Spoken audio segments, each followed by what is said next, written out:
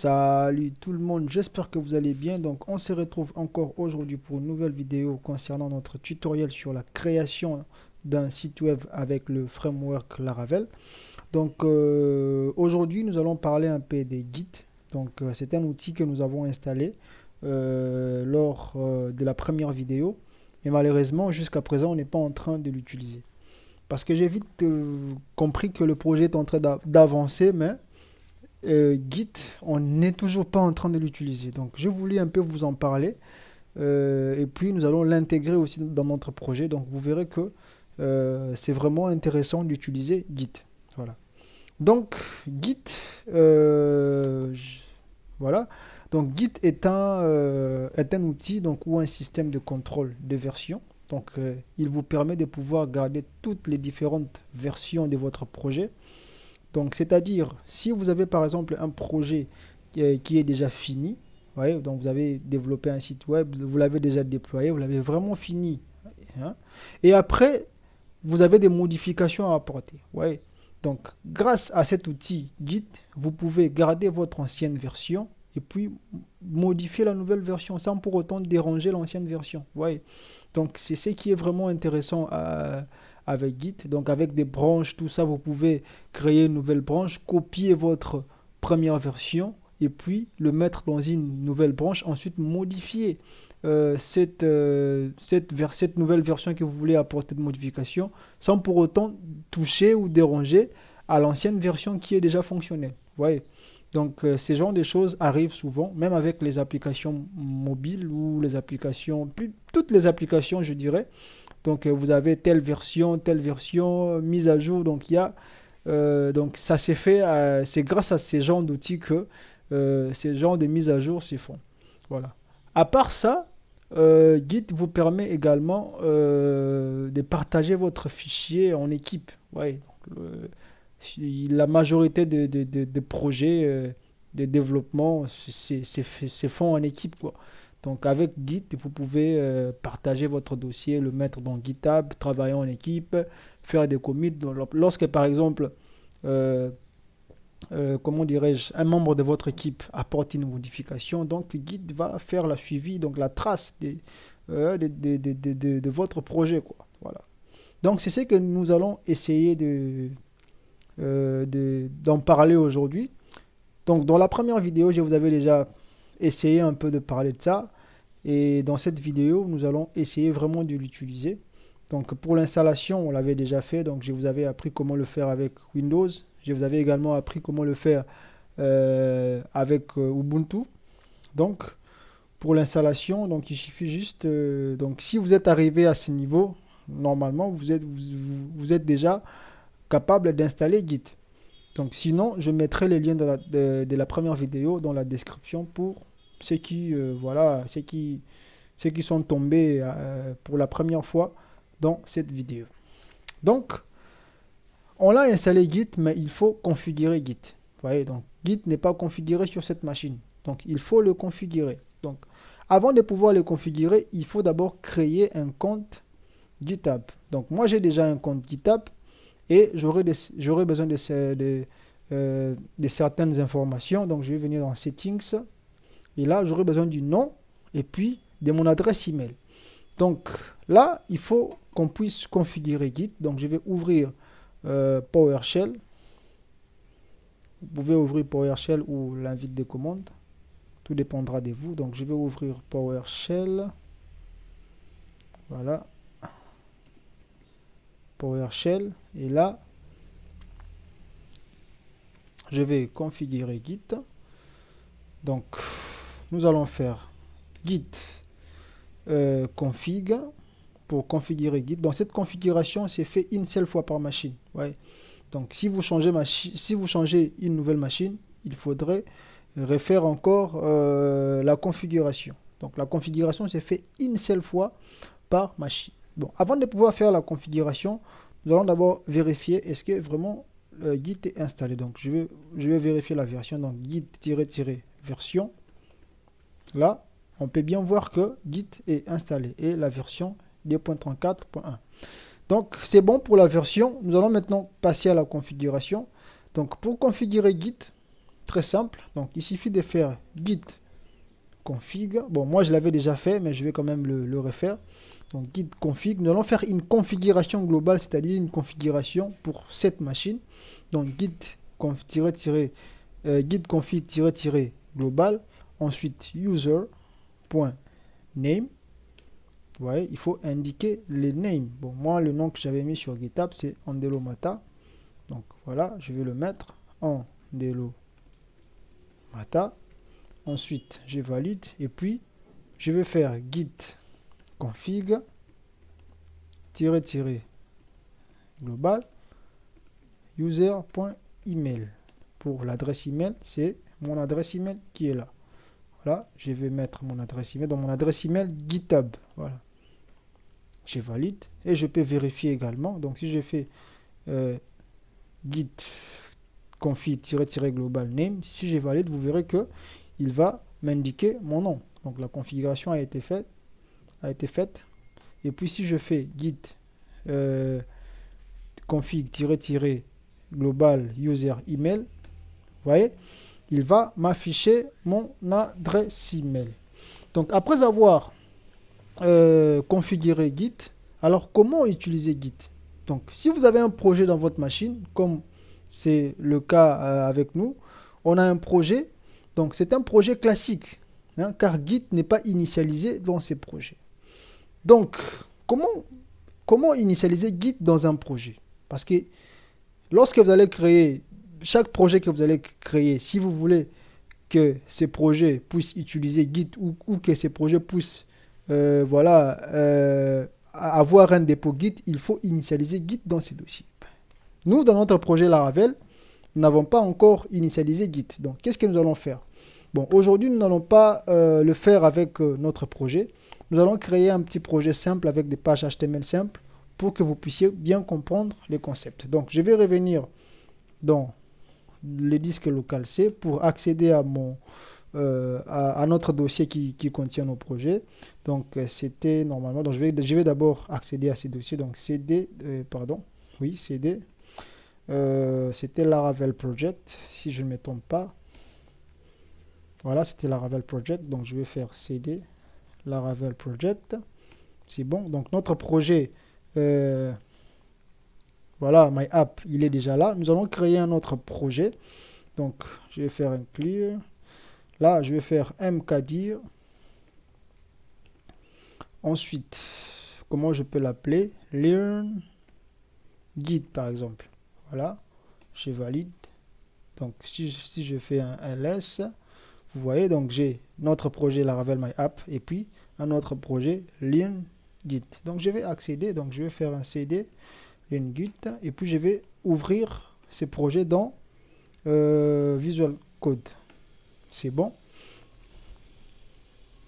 Visual Studio Code. C'est bon. Le projet est ouvert. Qu'est-ce que je vais faire? Je vais installer, avant de pouvoir, je vais installer une extension d'abord. Je pense que je l'avais déjà fait. Donc c'est Live Server. Voilà. Live Server. Voilà, moi je l'ai déjà installé, donc il faut installer cette extension. Donc maintenant, je vais créer un fichier que je vais appeler par exemple index.html. Je valide. Et puis là, je vais créer une page HTML. Donc là, on va mettre home par exemple. Et puis, on va ajouter un H1, ça sera home. Et là, je vais rajouter un autre fichier que je vais appeler about.html. Et puis, ça sera about. Rapidement. Là, H1 about. Donc là, on a un projet classique. Donc, je peux l'exécuter. Donc, parce que j'ai installé Live Server, donc je peux l'exécuter sur mon navigateur. Donc, c'est bon. On a About et puis on a Home. Si je viens Home HTML,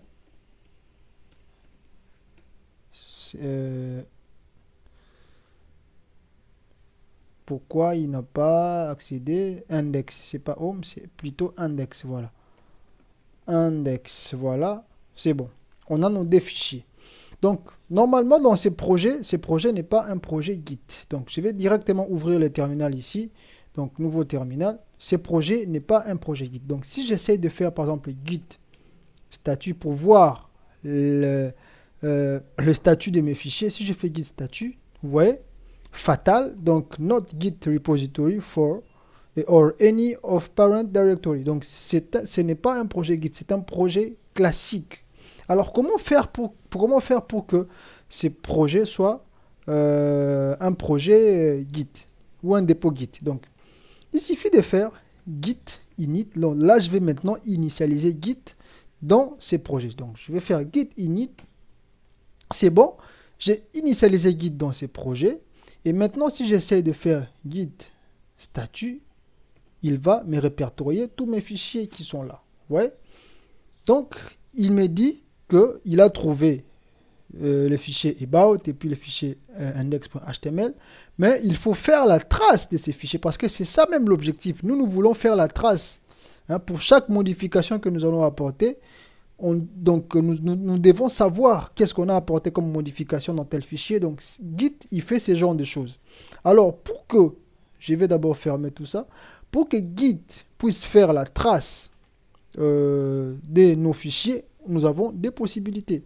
Vous voyez là, on a un petit projet Laravel, on a un petit projet classique, mais avec un projet Laravel, par exemple, ou Symfony, ou Ruby on Rails, ou Django, lorsqu'on crée un projet avec ces frameworks-là, on a plusieurs dossiers, plusieurs fichiers. Donc, on peut le voir ici. Je vais venir là, dans My App. Vous voyez, on a plusieurs fichiers, plusieurs. Ouais. Donc, si vous avez un petit projet avec quelques pages, vous pouvez ajouter, donc vous pouvez faire la trace de vos fichiers manuellement. Donc vous pouvez ajouter vos fichiers à Git pour qu'il puisse faire la trace. Donc, pour ajouter par exemple un fichier, pour que Git puisse faire la trace d'un fichier, donc on doit l'ajouter. Ouais. Donc, si on fait par exemple git add about.html, ouais, je valide. Là, je l'ai ajouté. Donc, Git peut faire la trace du fichier about.html.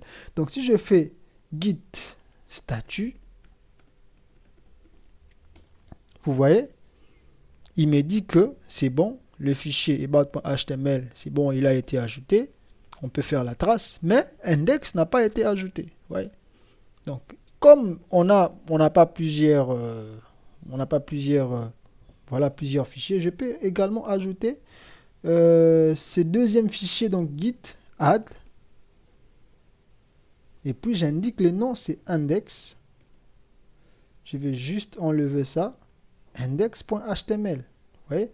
Et si je fais maintenant git statut, maintenant, là vous voyez, tous nos fichiers ont été ajoutés. Donc on peut faire la trace. Ouais.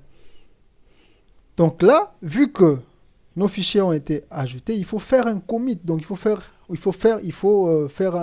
commenter. Voilà. Donc ça, c'est notre première commit. Nous avons créé un projet. C'est bon. Donc ça, il faut le faire. Donc, pour faire un commit, donc un commentaire, il suffit de faire git commit-m. Ensuite, par exemple, first commit. Ouais. Je valide. Donc, si je fais maintenant git statut, vous voyez, c'est bon, nothing to commit. Donc, tout est parfait. Donc, nous allons également ajouter 3 fichiers. Donc, ça sera par exemple contact.html. On va faire un lorem. Et puis, nous allons ajouter un autre fichier blog.html.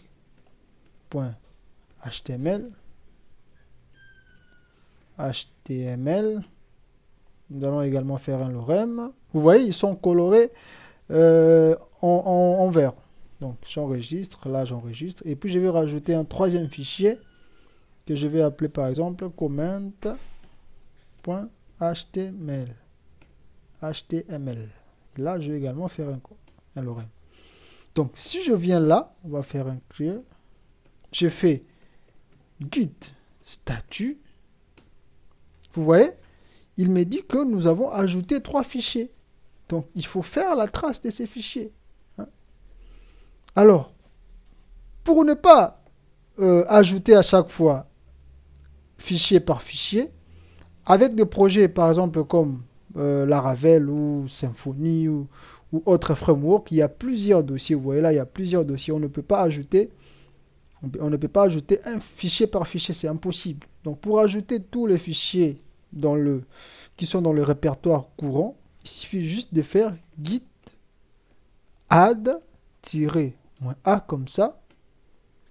C'est bon, tous les fichiers ont été ajoutés. Donc, si je fais maintenant git statut, vous voyez, c'est bon, il a ajouté tous les 3 fichiers. Et là, maintenant, je peux faire un commit. Voilà. Git commit -m. Bon, il faut mettre des commits vraiment qui ont du sens. Hein. Moi, je vais juste mettre des commits comme ça, mais vous, il faut vraiment mettre des commits qui ont du sens. Donc, par exemple, added 3 pages. Voilà. Je valide. Et là, si je fais git statut, on peut bien voir que on n'a pas de problème. Vous voyez? Donc, tout fonctionne à la perfection. Voilà. Donc, ça, c'était juste pour l'introduction avec Git. Donc, maintenant, si vous vous rappelez bien, je vous avais parlé des branches. Donc, par exemple, nous avons une première version et puis nous avons, disons, une application qui est déjà finie. Hein? Donc, et puis, nous voulons apporter des modifications. Donc, nous voulons faire une mise à jour dans cette application. Donc, au lieu de modifier directement l'application, on peut garder la version qui est déjà fonctionnelle et puis créer une nouvelle branche qui nous permettra de mettre notre mise à jour. Vous voyez? Donc, pour faire ça, nous devons utiliser des branches. Vous voyez? Donc, lorsqu'on va créer une nouvelle, je vais encore répéter pour que vous puissiez vraiment comprendre. Donc, lorsqu'on va créer une nouvelle branche, par exemple, donc elle va tout simplement nous permettre de créer une nouvelle version de notre application, sans pour autant toucher à l'ancienne. Ouais. Donc, comment nous allons faire? Donc, avant d'abord de pouvoir créer une branche, nous allons vérifier quelle branche on a. Donc, nous allons essayer de checker ça. Donc, git branch pour voir. Vous voyez, on a la branche master, ça c'est la première branche, vous voyez, la branche initiale. Nous allons créer, donc on suppose que cette application est finie, c'est bon, voilà, mais elle fonctionne, l'application fonctionne, et maintenant nous avons de nouvelles fonctionnalités à ajouter dans l'application. Mais nous voulons quand même garder, vous voyez, cette version. Donc nous allons créer une nouvelle branche qui va nous permettre de mettre à jour notre application et garder la version qui fonctionne. Ouais, donc, comment nous allons faire? Nous allons créer une nouvelle branche. Donc, nous allons faire. Donc, Git, il est très, très intelligent. Il est vraiment, vraiment intelligent. Donc, nous allons faire git checkout. Comme ça. Ensuite, nous allons faire -b. Donc, -b, c'est branche. Et puis, new branch. Donc, nous allons l'appeler par exemple new branch. Donc, on sera directement redirigé vers la nouvelle branche qu'on vient de créer. Vous voyez? Parce que là, on est dans la branche master. Vous voyez, il y a l'astérisque ici. Donc, si je valide, c'est bon. Je suis maintenant dans la nouvelle branch. Vous voyez? Switch to a new branch. Qu'on a appelé new branch. Donc, si je veux savoir dans quelle branche je me situe, il suffit de faire git branch pour voir. Là, vous voyez, je suis dans la nouvelle branche que je viens de créer. Vous voyez, je suis dans la nouvelle branche. Donc, là, cette branche master, c'est notre première version de l'application qui fonctionne. Et là, c'est une nouvelle branche qu'on vient de créer.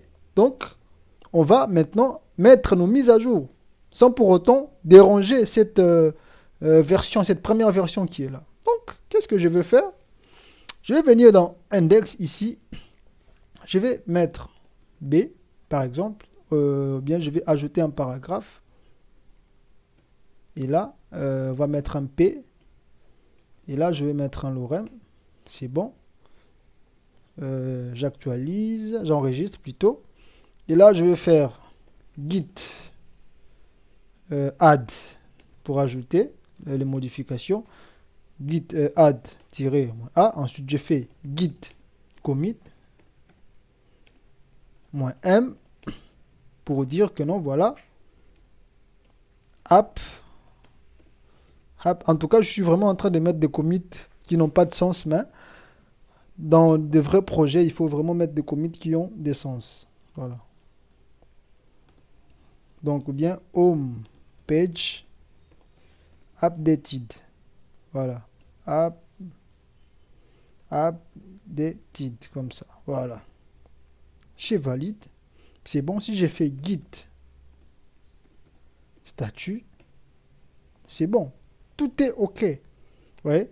Là, ce sont les mises à jour qu'on vient d'apporter dans une autre branche. Vous voyez. Mais dans la branche master, cette modification n'a pas été ajoutée. Donc, notre version initiale a été conservée.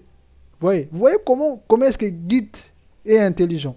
Donc, pour revenir à ma première version, donc il suffit de changer la branche. Je vais faire Git branch. Donc, la branche, c'était master. J'indique la branche. Si je valide, je vais accéder. Je vais aller à la branch. C'est checkout, désolé. C'est pas branch. Donc, git check out master. Vous voyez? Donc là, je valide. Vous voyez? Les modifications ont été supprimées. Vous l'avez vu, hein? Les modifications ont été enlevées. Si je reviens ici, je fais git checkout new branch.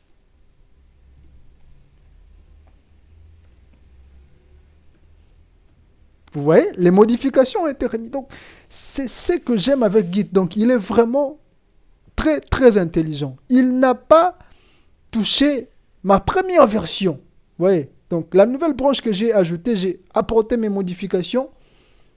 Il va le garder à sa place. Et il va également garder ma première version. Vous voyez ce qui est bien avec cette branche. Et avec Git plutôt. Donc, qu'est-ce que nous allons faire? Bon, si par exemple, voilà, vous avez apporté vos modifications et vous souhaitez maintenant prendre tout ce qui est dans cette branche, le fusionner dans la branche master, parce que ça arrive dans la vie, dans la vie des développeurs. Moi, ça m'est arrivé plusieurs fois. Donc, j'ai ma première version de mon application. J'ai créé une nouvelle branche, j'ai apporté des modifications, j'ai bien testé, tout fonctionne correctement. Et puis, je vais maintenant prendre les modifications que j'ai apportées pour le mettre dans la première version initiale. C'est possible de le faire aussi. Donc, tout dépend de vous. Si vous voulez garder vos versions, tout dépendra de vous. Si vous voulez fusionner ces versions, c'est aussi possible. Donc, pour fusionner les versions, c'est vraiment très simple. Donc, pour le faire, d'abord, il faut s'assurer que nous sommes dans la branche que nous voulons fusionner. Donc, voilà. Donc là, je vais faire git branch pour voir. Je suis dans new branch. Donc, je dois revenir à la branche master pour récupérer la nouvelle branche qu'on vient de créer et le fusionner dans master. Donc, je vais changer. Donc, git checkout. Ensuite, ça sera master. Je reviens dans master. C'est bon, j'ai changé. Vous voyez, il n'y a plus de modification. Je suis dans master. Non, je peux le vérifier ici. Vous pouvez bien le voir. Si je fais git branch, vous voyez, je suis bien dans master. Il y a l'astérisque ici. Donc moi, maintenant, je vais fusionner les modifications que j'ai apportées dans la branche new branch. Donc, pour le faire, c'est très simple. Donc, il suffit de faire git La commande, c'est merge. Donc, merge, ensuite indiquer la branche. Donc, c'était new branch. Voilà. Si je valide, vous voyez, il a ajouté les modifications qui étaient dans la branche new branch. Il l'a mis ici. Vous voyez. Donc, maintenant, vu que je fusionnais mes branches, je n'aurai plus besoin de new branch. Donc, je peux les supprimer. Donc, pour supprimer une branche, donc il suffit de faire la commande git branch -d. En fait, il y a deux façons de supprimer une branche. Soit vous faites -d avec un petit d, soit vous faites avec un grand D. C'est quoi la différence? Avec un petit d, si la branche n'a pas encore été supprimée, vous pouvez, si la branche a été fusionnée plutôt, vous pouvez utiliser le petit d. Ouais. Donc, si la branche n'a pas été, malgré que même si la branche n'a pas été fusionnée, vous pouvez maintenant utiliser le grand D. Ouais. Ici, c'est si la branche n'a pas été fusionnée. Là, il faut utiliser les grands D. Mais vu que nous avons déjà fusionné notre branche avec la branche master, on peut utiliser le petit D parce que notre branche a déjà été fusionnée. Mais si la branche n'était pas encore fusionnée, on devrait utiliser le grand D. Il faut faire attention. Voilà. Nous, on a déjà fusionné, donc je peux faire git branch, et puis je vais supprimer git branch -d avec petit d, je peux supprimer ma branch, mon new branch, ma new branch. Je valide, c'est bon, vous voyez, deleted branch, il a supprimé. Donc si j'ai fait git branch pour visualiser mes branches, vous voyez, donc je n'ai que la branche master. Donc là, vous avez compris un peu comment ça fonctionne. Git, voilà. Donc, en tout cas, si vous voulez vous perfectionner, apprendre plus, il y a la documentation, il y a plusieurs commandes, il y a beaucoup de choses à faire. Moi, je vous ai appris l'essentiel parce que si j'essaye de tout vous apprendre, normalement, il faut tout un tutoriel pour que vous puissiez apprendre, puissiez bien maîtriser Git. Ouais. Mais là, ce sont des commandes qui est vraiment utilisées, qui est utilisée voilà, plusieurs fois. Donc, ce sont vraiment les commandes qui sont fréquemment utilisées, ce que je devrais dire. Ouais. Donc, je pense que on va s'arrêter là pour cette vidéo. Et dans la prochaine vidéo, je vais maintenant vous apprendre comment faire un push. Donc, comment ajouter votre... parce que là, on est en local. Vous voyez, là, on a travaillé, donc on a initialisé notre projet. On a initialisé Git dans notre projet, mais on est en local. Admettons que le projet est partagé, on travaille avec plusieurs personnes, plusieurs membres, et qu'on voulait par exemple le partager avec d'autres développeurs. Ouais, parce qu'avec des projets open source, ça s'est fait. Même avec des projets privés, ça s'est fait aussi. Ouais. Donc là, on le fera dans une prochaine vidéo. Donc je vais vous apprendre comment prendre le fichier qui est votre projet qui est en local, le mettre dans GitHub ou Bitbucket. Donc on se retrouve dans la prochaine vidéo.